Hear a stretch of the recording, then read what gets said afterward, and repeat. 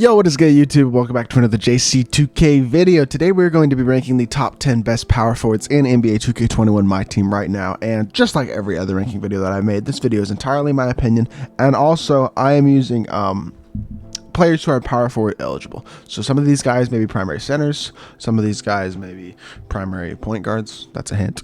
And then also a lot of primary power forwards. I don't even know if there's a primary small forward on this list, but anybody who can play the power forward position is eligible for this list. So before we hop into it, if you haven't, make sure you hit that subscribe button.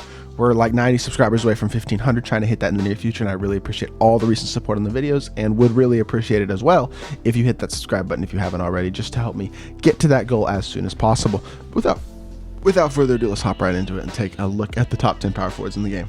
Now, I think the top 10 power forwards in the game are probably the best position. Like, in terms of depth, I think this position, and just top end talent, this position is so good.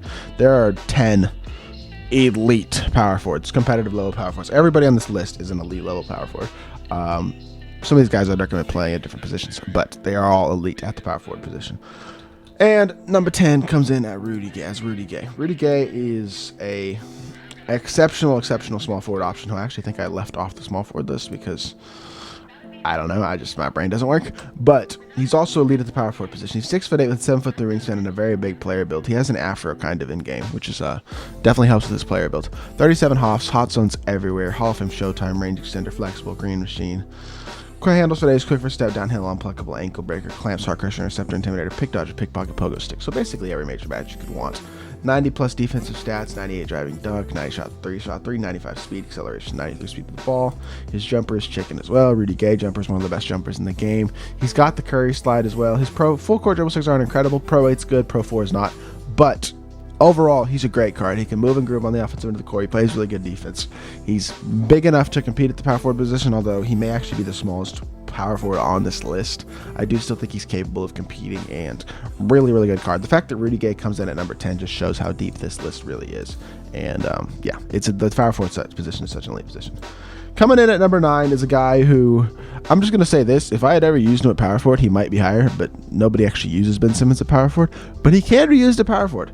Ben Simmons does have power forward eligibility, and Ben Simmons is, he's a borderline perfect card. 6'10" with 7-foot wingspan, Hall of Fame showtime, every major Hall of Fame shooting badge, every major Hall of Fame playmaking badge, pretty much every major Hall of Fame defensive badge as well.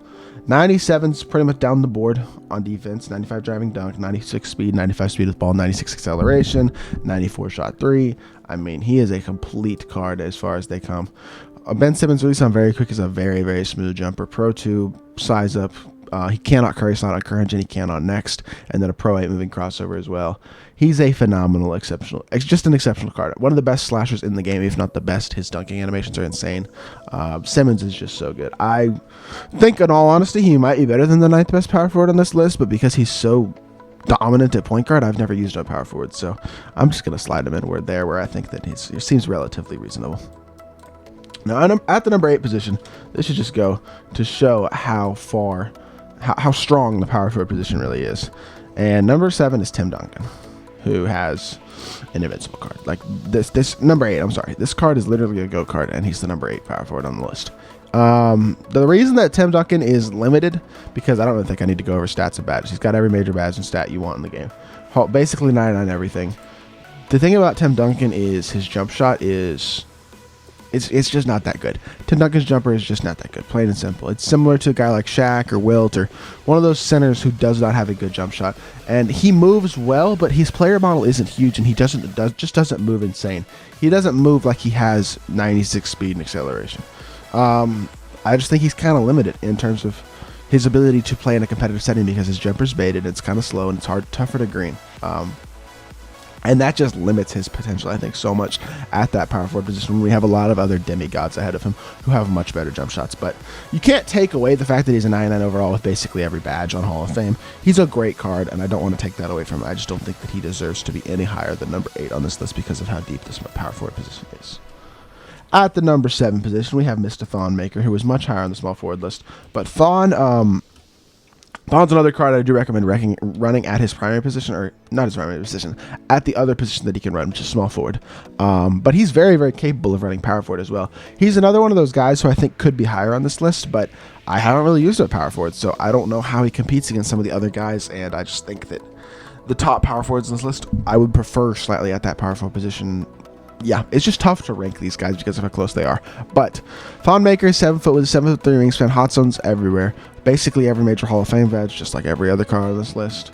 You do want to put a defensive shoe on him. I would recommend defensive grinches just to boost his interior defense, perimeter defense, steal, ladder quickness, stuff like that, and make him a very elite card. But on the offensive end, he's already ridiculous statistically. At 7 foot tall with these stats, he moves like a god. He's got shifty dribble style, which just performs really, really well on both generations. One of the better jumpers in the game, super easy to green, super smooth, relatively quick. Phenomenal dribble sigs. He's an elite card in everything. He's basically a perfect card again, like most cards on this list are. He's close to perfect. He's not missing much, and he's not very limited. And yeah, he can play in a comp setting at a very high level. At the number 6 position, we have Mr. Invincible Kevin Garnett, the other 99 overall power forward. Isn't that crazy that the two GOAT cards that we have, not 99 overall, but GOAT cards that we have at the power forward position don't even crack the top 5, in my opinion? That just shows the depth of this position, and also the fact that 61 Hall of Fame badges doesn't make that big of a difference from 40 to 45, so when it comes to having key Hall of Fame badges. But KG 6'11", 7'2", hot zones everywhere, every major Hall of Fame badge. I mean, what do you want? Maybe Hall of Fame bailout? Slippery off ball, like we're being really nitpicky if we're talking about that. 99 everything basically, of course.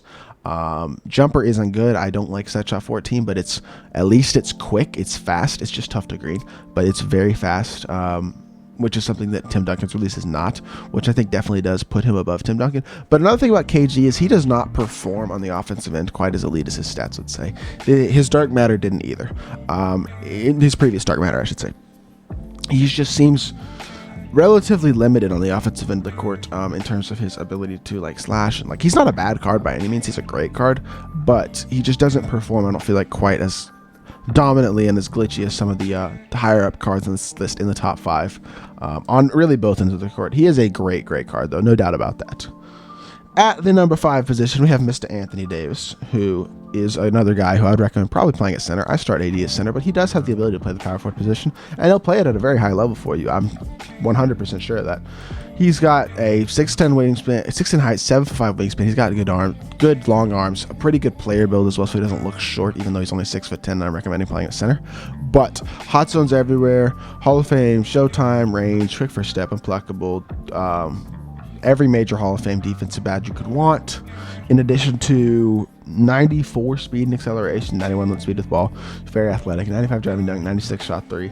Really good perimeter defense and loud quickness in addition to his interior defense. He's just a great overall defensive card, which is one of those things that I really like about Anthony Davis. He competes so well on the defensive end, even on the perimeter, and I think that sets him apart a little bit from some of the other center options in this game. But at this list, we're ranking him as a power forward, so I don't think he sets himself apart from some of the other power forwards quite as much in that area. So, still has the Pro 2 size up, which is really nice. Pro 4, between the legs and behind the back are not very good, to be fair. That being said, I think you're not going to dribble a ton with your power forward. He does have the size up plus the burst. So really good jump shot. I love Anthony Davis' jumper on very quick. It's very smooth, very easy to green. I'm very consistent with it in the catch and shoot and even off the peak. I love this AD card. He is exceptional at the center position, and I'm sure he's great at the power forward position too, and I know some people run him at the power forward position in a competitive setting. I just haven't really tried that yet, to be fair. At the number 4 position, we have Mr. Danny Ferry, our number 1 small forward on this list. And Ferry is ridiculous. He's super good. I don't feel like his height and his player model is quite where the top 3 guys are, and I think that at the power forward position, that's so big because those are the guys who are playing like lanes for you. You need them to rebound for you, and it's not that Ferry can't do that, and Ferry is an elite power forward, but I do think he's better at the small forward position, and I don't think he plays lanes and rebounds quite like the top 3 guys on this list, in addition to just moving glitchy.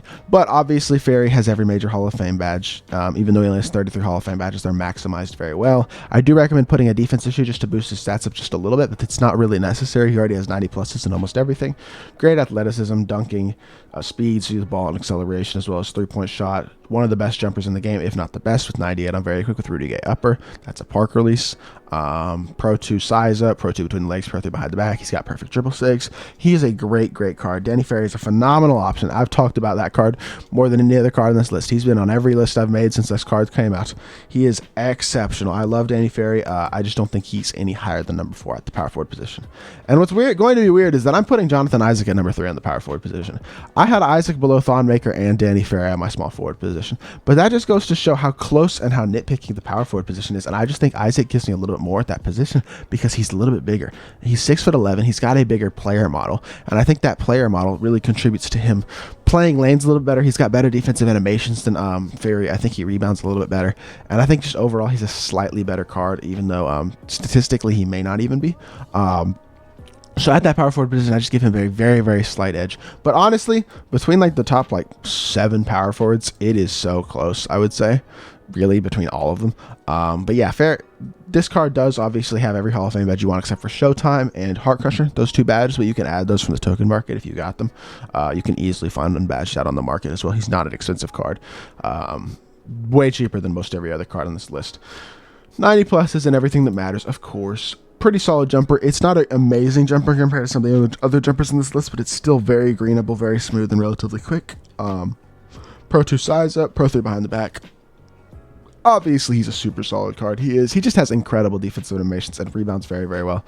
Isaac just plays the power forward position perfectly. He gives you exactly what you need that position, which is playing lanes on defense, getting bumpy, rebounding, just being the perfect glue guy, and he does an exceptional job of that at that power forward position. I love this card. I think he's really good, but he's not one of the top 2 power forwards in the game. And these top 2 power forwards in the game, I think y'all can guess who they are. The first one is Mr. Bol. Yes, he's a 95 overall. Now, if you think that matters, you're wrong. Plain and simple. Like, Bol is that dude. 32 Hoffs, I know it's not a ton, but 7'2" with 7'7" wingspan is ridiculous. His player model is so glitchy. He only comes with gold Showtime. Yes, you can add that on him in Hall of Fame, and there's a ton of Hall of Fame Showtime Bols on the auction house. Same thing with Hall of Fame Clamps. And those are the 2 main badges that you want to add to this Bol card, but you can find Bols with 50 plus Hall of Fame badges on the auction house pretty much constantly because people are always badging this card out and posting him.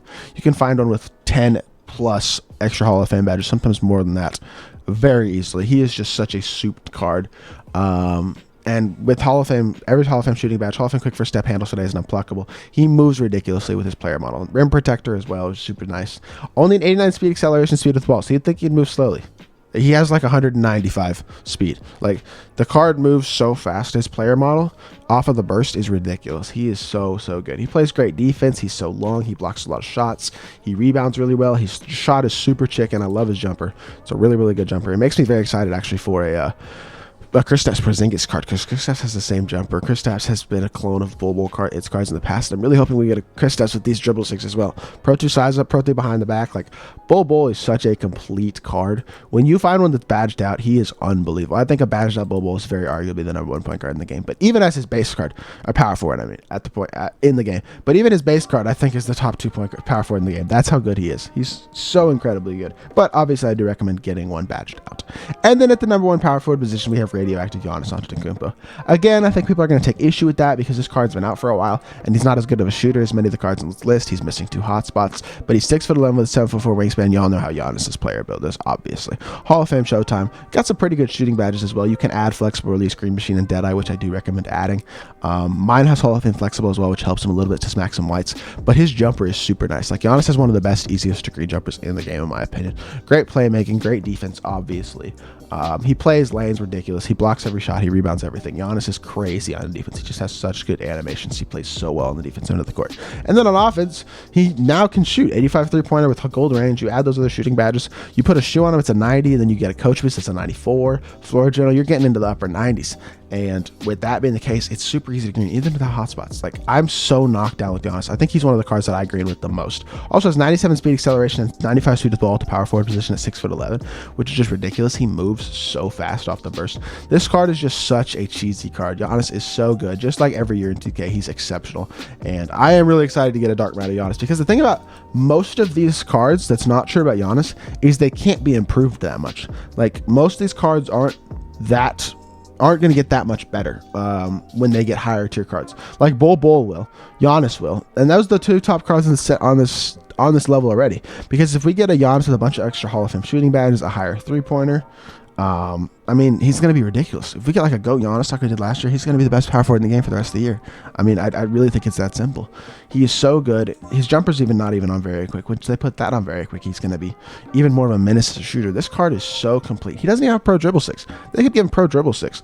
Like, Giannis has so many areas that he can improve, and yet he's still the best power forward in the game without them. That's how good Giannis is in this game. And I think that I'm really excited for Dark Matter Giannis, but for now, this is the top 10 power forwards in the game, in my opinion. This was a very, very hard list to make. Every single one of these power forwards is an elite option, even in a competitive setting. They're all great cards. But yeah, that's just my opinion. If you didn't enjoy it, please make sure you hit that like button. Leave a comment as well. Let me know what you think of my opinion. What do you think of this list? Who did I get ranked too high? Who did I rank too low? Who did I leave off this list? I would be happy to hear your opinion if possible. And then finally, if you haven't, make sure you hit that subscribe button, or again, like I mentioned earlier, to help us get to that 1,500 subscriber mark on the channel. I really appreciate all the recent support, and I'll be back with more 2K content very, very soon. Appreciate y'all. Peace.